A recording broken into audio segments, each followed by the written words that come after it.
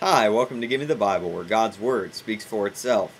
In continuing our discussion of love, I want to give you all a heads up about two ends of the spectrum when it comes to loving God that we want to avoid. And they're ends of the spectrum that not only are found in the Bible, but also we see them, at least I've personally seen them, in my discussions and my conversations with people. And I just want to set the stage for this by turning to John chapter 14.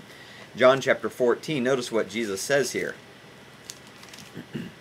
In John 14 and verse 15, Jesus says, "If you love me, you will keep my commandments." Again, based on our discussion of what love is, this true agape love, it's an active love. It's a love that is to be demonstrated, not just stated, but shown. And this is exactly how God showed us His love, is by sending Jesus to die for us, like we talked about in the previous video. Now, what you have on one end of the spectrum is a group of people who claim to love God, but they don't do the things that He says.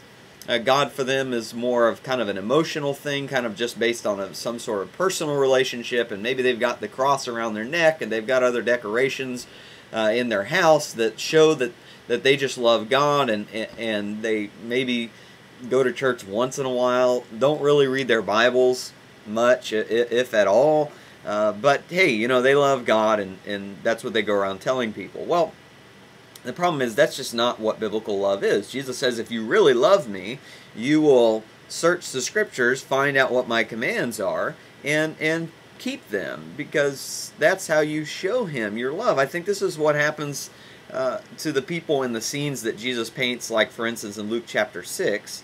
In Luke chapter 6, and notice kind of a bit of a judgment scene here.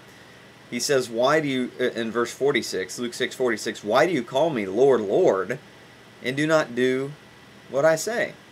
And he goes on to say that, you know, those who actually do His word and obey Him are like those who build their house on a solid foundation. And so when we get to Judgment Day, we're not going to be able to say, Jesus, we loved you, and you were just first priority in my life.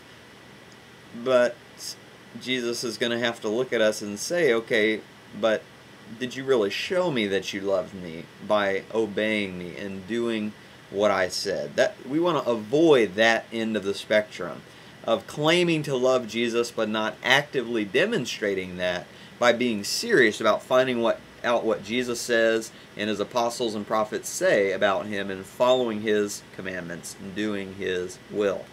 Now, the other end of the spectrum is that you have people who keep Jesus' commandments, but it's not really out of love. They just are doing it out of some rote tradition that, hey, you know, I've always done this. I've been going to church every week for years, and hey, why change a good thing?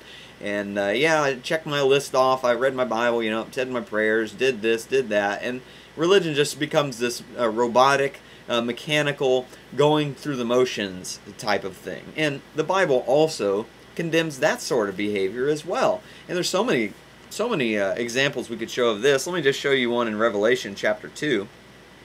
Revelation chapter 2, this is where John writes letters to 7 different churches of Asia, telling them what Jesus has said to them.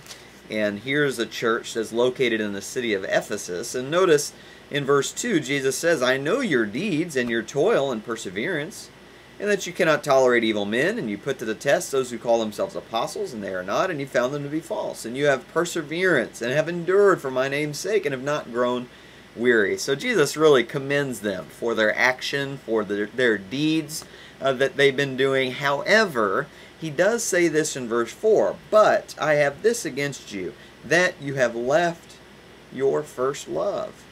And He tells them to remember from where they've fallen and to do the deeds that they did at first. And so it appears that, yes, they were doing a lot of good things and they were keeping Jesus' commands, but it wasn't really out of the love and the zeal that they have for wanting to please Jesus and wanting Him to be Lord in their life because of His great sacrifice on their behalf. And we can fall into that trap too. So again, just to review, we don't want to be on the side of the spectrum that where we claim we love Jesus, but we're not actually doing what He says. Because if we're not doing what He says, or at least if we're not actively seeking out what He says and trying to do what He says, we don't really love Him at all. That's not real love.